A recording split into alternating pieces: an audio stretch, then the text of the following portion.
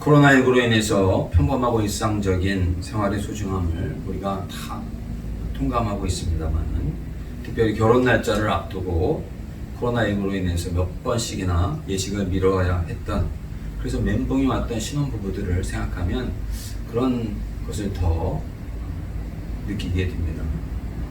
마침내 가족 정도만 참석한 혼인 예식을 올리고 서로가 기뻐하고 행복해하면서 이런 어려운 가운데서도 결혼식을 올린지라 감동하고 격려하며 스스로 축복하는 모습들을 보면 더 축복해주고 싶고 더 함께 보는 사람들도 더 기뻐하는 것 같습니다. 그런데 2000년 전에 갈릴리 나사렛의 신랑 요셉은 그렇지 못했습니다.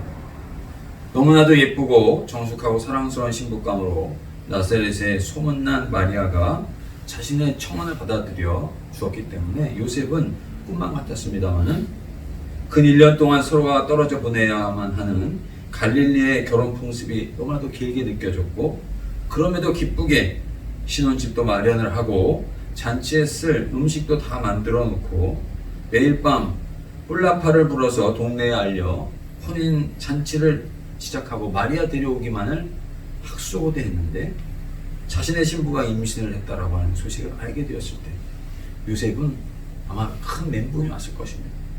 그것을 넘어서 큰 충격과 분노, 악몽과도 같은 고통과 슬픔에 아파하며 눈물로 기도도 안 되고 또 잠도 오지 않고 음식조차 먹을 수 없고 심지어는 숨도 쉬기 어려웠을지도 모르겠습니다. 사랑을 한 번이라도 안 해본 사람이라 할지라도 어떻게 이런 아픔과 그 절망을 느끼지 않을 수가 있겠습니까?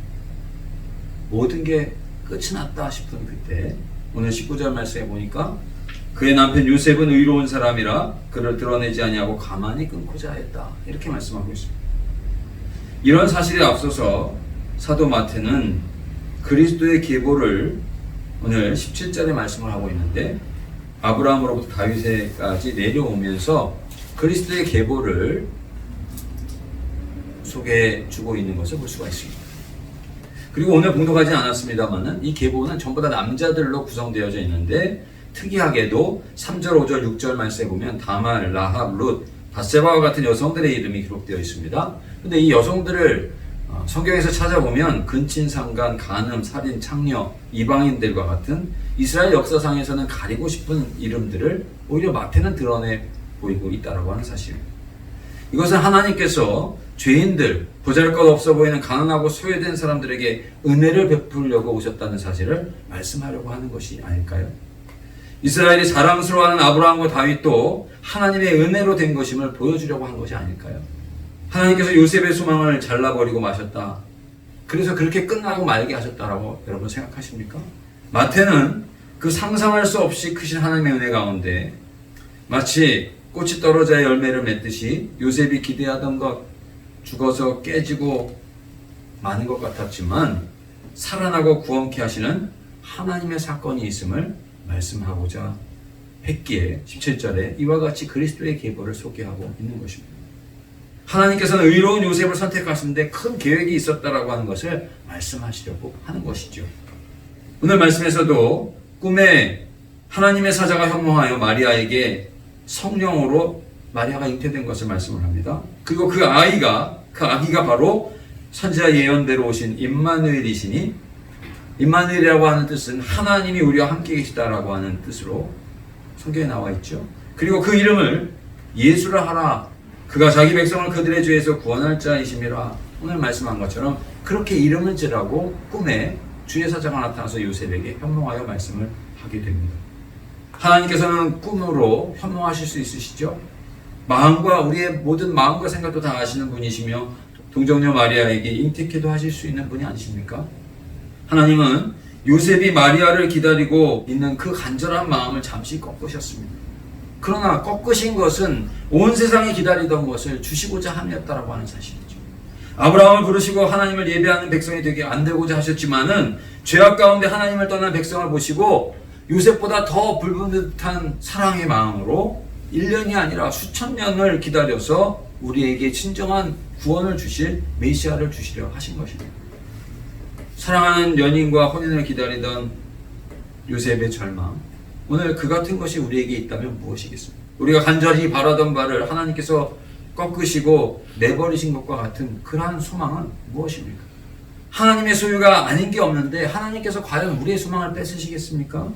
오히려 그분의 뜻은 아기 예수님을 주셔서 우리를 기쁘시게 하시는 것이며 참 소망을 주시기 원하신다라고 오늘 성경은 말씀하고 있는 것입니다.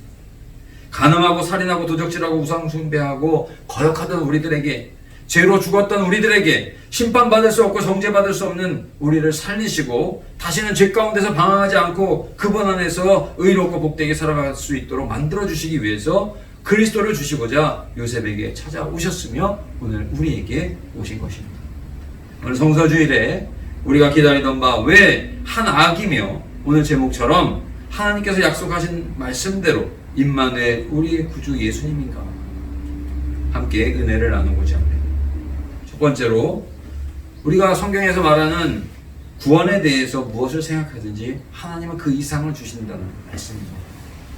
이사야서 9장 6절 7절 말씀에 보면 이는 한 아기가 우리에게 낳고 한 아들을 우리에게 주신받았는데 그 어깨에는 정사를 메었고 그 이름은 기묘자라 모사라 전능하신 하나님이라 영존하시는 아버지라 평강의 왕이라 할 것임이라. 그 정사와 평강에 더함이 무궁하며 또 다윗의 왕자와 그의 나라에 군림하여 그 나라를 굳게 세우고 지금 이후로 영원히 정의와 공의로 그것을 보존하실 것이라. 만군의 여호와의 열심히 이를 이루시리라 하셨습니다. 그분은 우리를 위해서 오셔서 대신 죽어주심으로 죄 가운데서 우리를 살려주셨고 의롭게 하셨고 오늘도 우리의 마음과 삶 속에서 역사하시며 기쁨과 감사로 넘치게 하시고 성령의 능력으로 하나님께 영광을 돌리는 생명의 길 갈 수 있도록 우리를 인도하여 주시는 분이십니다. 오늘 우리가 기다리던 바 웬 한 아기고 하나님께서 약속하신 말씀대로 임마누엘 우리 구주 예수님인가 그 뜻은 바로 우리에게 참 은총을 주신다라고 하는 의미입니다. 아기를 주시고 예수님을 주셨다라는 사실을 우리가 믿으면 그것이 참 은총이 된다라고 하는 것이죠. 그 말씀을 믿으면 우리는 그분 안에 거하게 됩니다. 하나님의 인도하시는 대로 복 있는 자의 길을 걷게 되어지고요. 받을 자격이 없는데도 죄로부터 구원해 주실 뿐만 아니라 하나님의 자녀가 되고 영생을 기업으로 받는 자가 되는 것입니다. 하나님께서 우리의 원천과 기준이 되어주시고 우리는 믿기만 하면 주님으로부터 모든 것을 기대할 수 있는 인생이 되는 것입니다. 세 번째로 영광입니다. 요셉은 하나님의 아들의 부친이 되는 것이죠. 요셉이 기다림의 끝에서 끝나는 것이 아니라 하나님께서 다시 맺어주셔서 예수님의 부친이라는 새로운 소망을 얻게 되니 얼마나 큰 영광입니다. 평생 하나님의 말씀대로 자신의 아들로 오심을 더없이 영광스럽게 요셉이 찬양하지 않았겠습니까?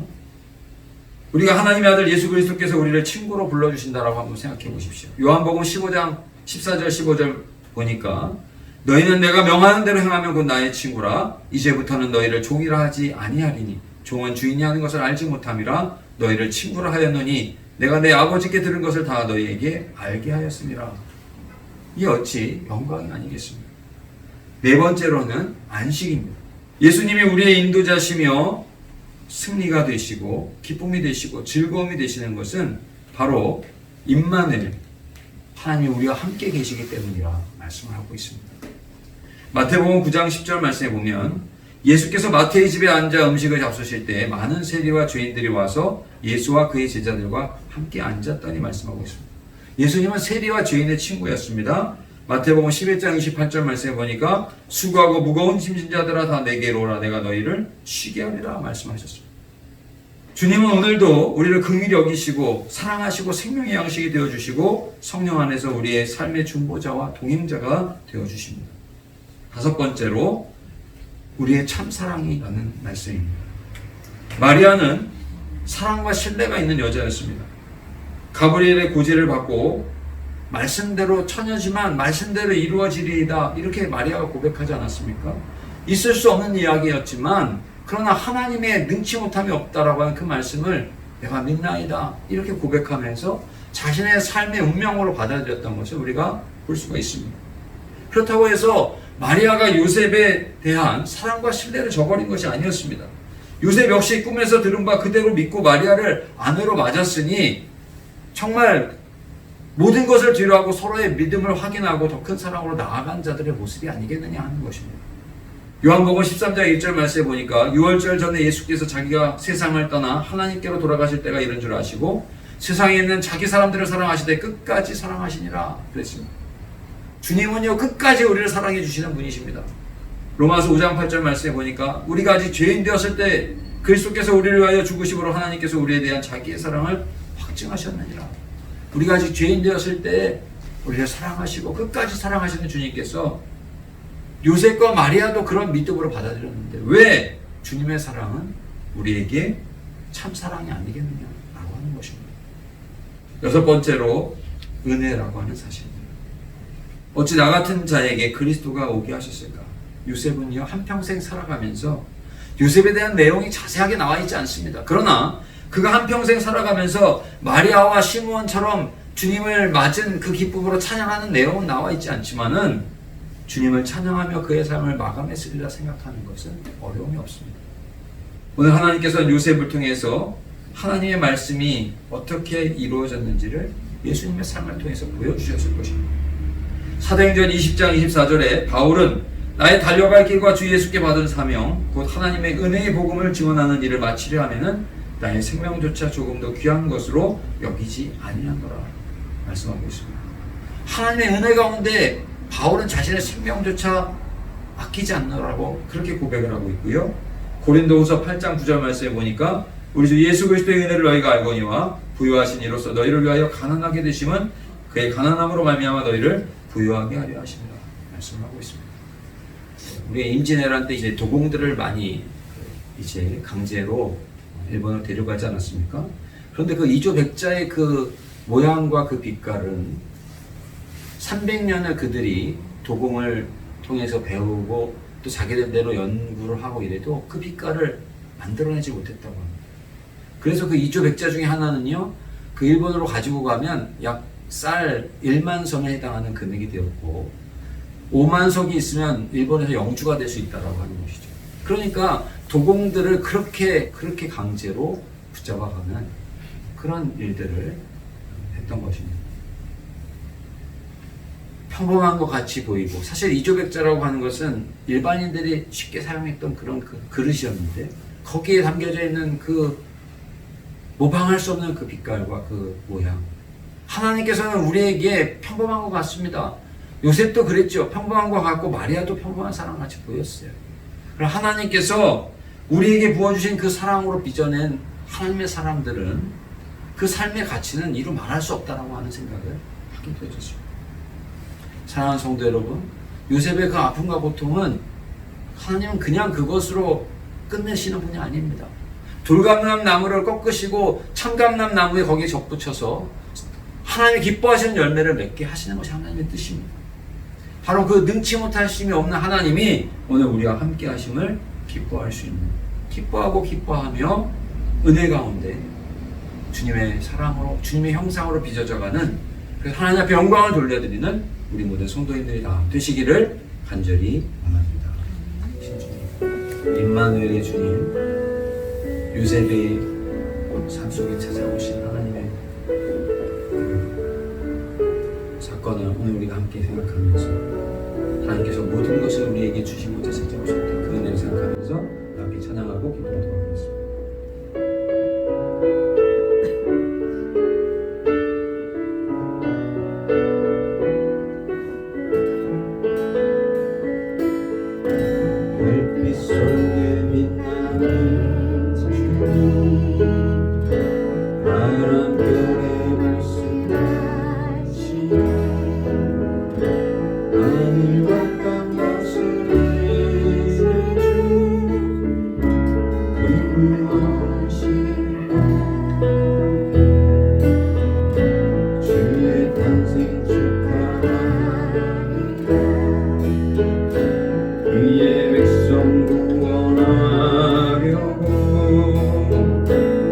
세상의 주님